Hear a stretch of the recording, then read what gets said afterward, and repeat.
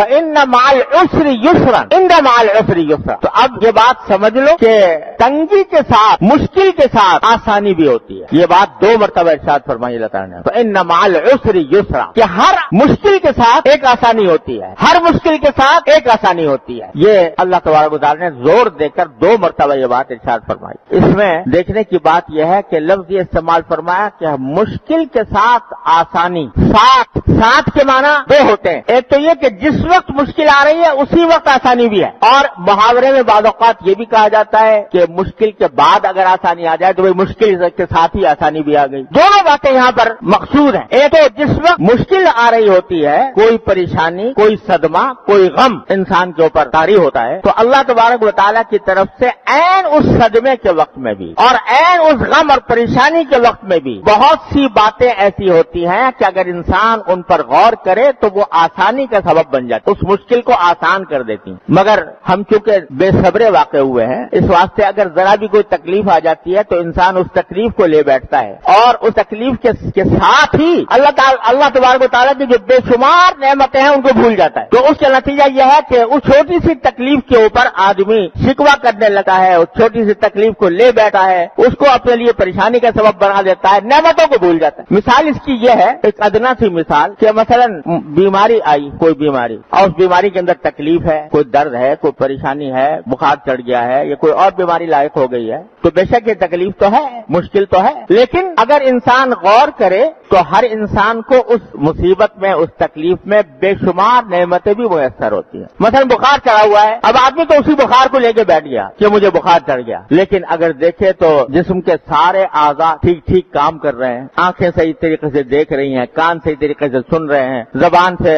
کے اندر بولنے کی طاقت موجود ہے, تو اس خاص بیماری کے ساتھ ہی اللہ تبارک و تعالیٰ نے بے شمار نعمتیں بھی دے رکھی ہیں. آدمی اگر یہ تصور کرے کہ بخار بھی ہے, بخار ہے, لیکن اگر بخار کے ساتھ مجھے بینائی کی طاقت نہ ہوتی, مجھے بولنے کی طاقت نہ ہوتی, میرے سننے کی طاقت نہ ہوتی, تو میرا کیا حال بنتا. لیکن اللہ تبارک و تعالیٰ نے اپنے فضل و کرم سے یہ ساری صلاحیتیں میری بحال رکھی ہوئی ہیں. اگر آدمی یہ غور کرے تو اس کو پتا چلے کہ اسی ایک مشکل کے ساتھ کتنی آسانی اللہ تعالیٰ نے عطا فرما رکھی ہے. میرے والد ماجد قدس اللہ تعالیٰ سرہ کے استاد سے حضرت مولانا سید اصغر حسین صاحب رحمۃ اللہ علیہ, حضرت میاں صاحب کے نام سے مشہور تھے, بڑے ولی اللہ بزرگ تھے. ایک مرتبہ وہ بیمار ہو گئے, بخار بہت شدید تھا. میرے والد رحمۃ اللہ علیہ ان کی عیادت کے لیے تشریف لے گئے, تو جا کر پوچھا کہ حضرت کیسے مزاج ہے, بخار میں جل رہے تھے حضرت اس وقت, تو پوچھا حضرت کیسے مزاج ہے, تو فرمایا بھائی اللہ تعالیٰ کا شکر ہے میری آنکھیں ٹھیک کام کر رہی ہیں, اللہ تعالیٰ کا شکر ہے میرے کان ٹھیک کام کر رہے ہیں, اللہ تعالیٰ کا شکر ہے میری زبان ٹھیک کام کر رہی ہے, اللہ تعالیٰ کا شکر ہے کہ میرا دل صحیح کام کر رہا ہے, اللہ تعالیٰ کا شکر ہے جگر ٹھیک محفوظ ہے, البتہ بخار ہو گیا, دعا کرو اللہ تعالیٰ وہ بھی دور فرما. یہ ہے ایک مومن کی بات کہ پہلے جتنی نعمتیں تھیں ان کا استحضار کیا,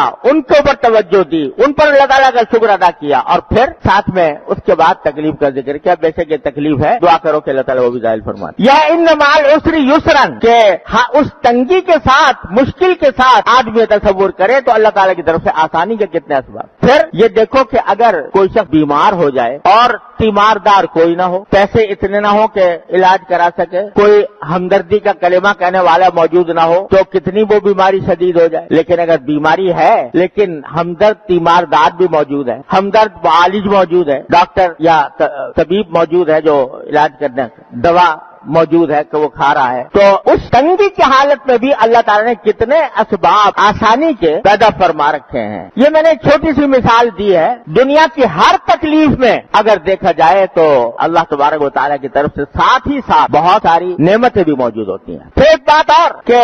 مومن کے لیے یہ تصور کہ جو کچھ تکلیف مجھے پہنچ رہی ہے وہ اللہ تبارک و تعالیٰ کی حکمت اور مشیت سے پہنچ رہی ہے, اور اس تکلیف کے نتیجے میں میرے گناہ معاف ہو رہے ہیں, میرے درجے بلند ہو رہے ہیں. کیونکہ حدیث میں رسول اللہ صلی اللہ علیہ وسلم نے فرمایا کہ اگر کسی بندے کو کانٹا بھی چبھ جائے تو اللہ تعالیٰ اس کی مغفرت کا ذریعہ بناتے ہیں, اس کے درجات کی بلندی کا ذریعہ بناتے ہیں. یہاں تک کہ فرمایا حتی الہم یہمہ, یعنی یہاں تک کہ اگر کوئی کسی کو پریشانی لائق ہو گئی ہے، کوئی ذہنی پریشانی لائق ہو گئی ہے، اس پر بھی اللہ تبارک و تعالیٰ کی طرف سے اجر ملتا ہے۔ تو عین تکلیف کے وقت میں بھی، عین مشکل کے وقت میں بھی اللہ تبارک و تعالیٰ نے اس مشکل کو ایک مومن کے لیے اس طرح آسان کر دیا ہے کہ بھئی یہ تو مشکل جو کچھ بھی آ رہی ہے تقدیر کا حصہ ہے، لیکن اللہ تبارک و تعالیٰ نے اس مشکل کے نتیجے میں مجھے گناہوں کی مغفرت عطا فرمائی ہے، میرے درجات بلند فرمائے ہیں، مجھے اجر و ثواب مل رہا ہے۔ یہ تصور اس مشکل اور پریشانی کو ہلکا کر دیتا ہے۔ تو ان مع العسر یسرا، ہر تنگی کے ساتھ ہی ساتھ، آگے پیچھے نہیں،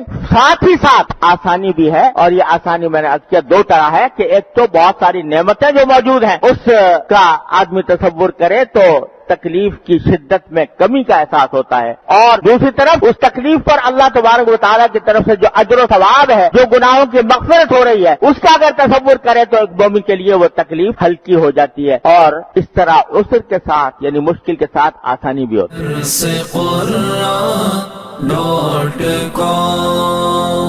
www.darsequran.com